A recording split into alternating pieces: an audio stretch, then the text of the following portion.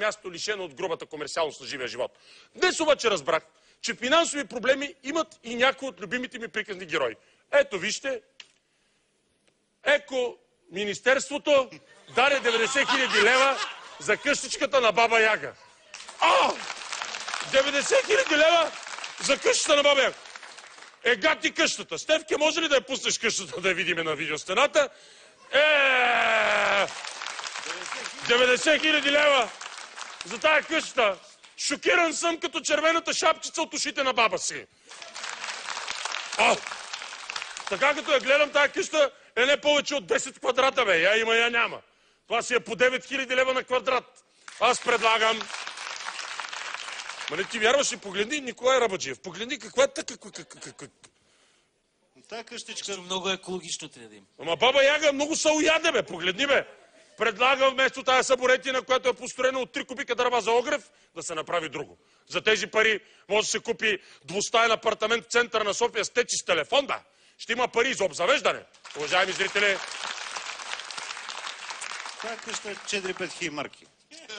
И аз като сущи Росен Петров ще ви разкажа една история. Историята е за една баба, за една къща и за едни 90 000 лева. И още нещо. Дами и господа, представям ви вещицата от гората, жената, която живее в къщичката на кокоши крака, старата чанта от света на приказките, баба Яга.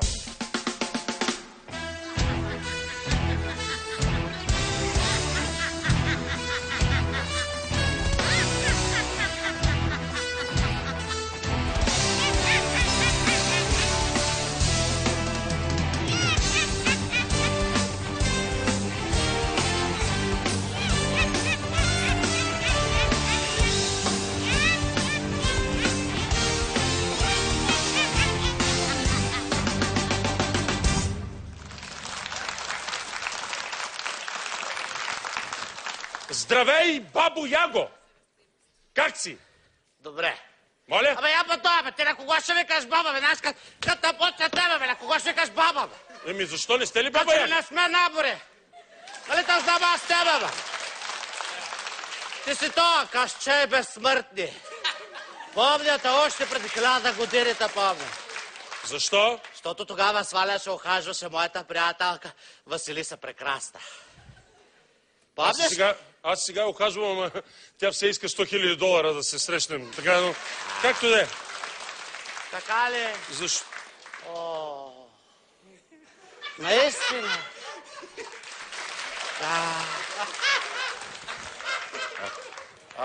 Защо Министерството дава тези 90 000 лева за вашата къща? Така ли дава? Да? Наистина? Да. Защо? Ами, дават, защото аз не мога да я поддържам с тая приказна пенсия. Не съм си плащала ни ток, ни парно. Защо? Защо не?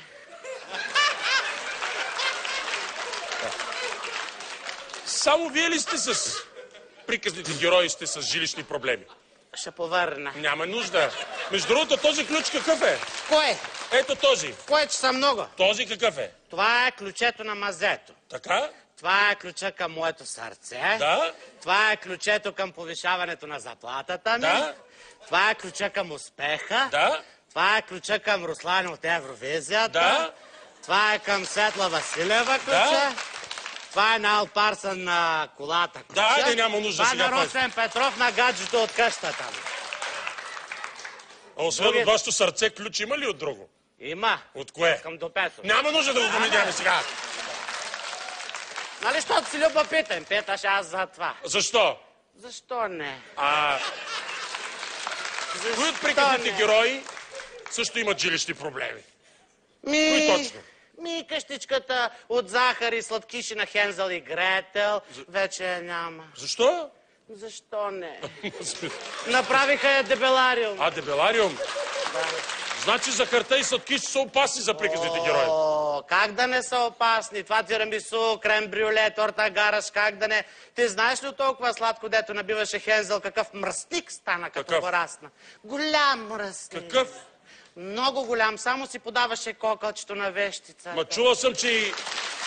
Аз съм чувал, че... Какво? Чувал съм, че и трите прасенца имали проблем с къщичката ли? си.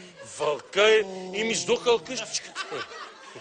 Че аз вчера го срещнах. Кого? Вълка в гората. Защо? Защото го срещнах. Настъпих го по нокита.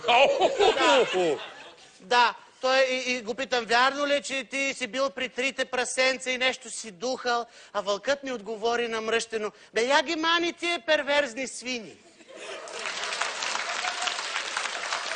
Какво каза? Питах го дали е бил при трите прасенца и вярно ли, той че... го чух, ма какво е казал вълка? Вълка каза, бе, я ги мани тия перверзни свини. Да се върнем на... Да се върнем ли? Да, Добре. на твоята къща. Добре. С тези 90 хиляди лева. Какво стана с добрия стар търговски принцип в приказките, при който един дядо вървеше и викаше сливи за смет, сливи за смет? Така ли? Да. Ами, сливи за смет... те сливите си останаха в един микробус на границата. Дядото им бил взел паспортите, а пък им обещал да работят като сливи без консумация в едно приказно хотелче от веригата Баца Плаца на Георги. Защо? Защо не? Добре, щедим се и за един друг жилищен проблем в приказките. С дядовата ръкавичка всичко наред ли е? Тя нали беше препълнена с всякакви животни? С всякакви животни. Да, наистина. Да, така беше, да. Така ли? Така. Да, а вече е наред. Кой? Дядовата ръкавичка. Защо? Тя се поопразни номинации, накрая само Здравко остана вътре. Бабо Яго! Какво? Май много телевизии си гледала. О, не само съм гледала, но и смятам да започна да правя телевизия. Така ли? Имам идея за предаването, което ще се казва "Защо не с Баба Яга?" Така, иска да питам и нещо лично. Винаги ми е било чудно. Да, какво? Как се лети на метлата?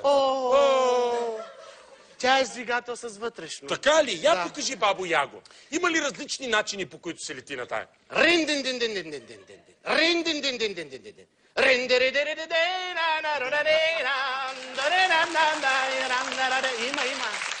Има. Аз като бях млада, много ми правеше кеф, ама сега изобщо не я усещам.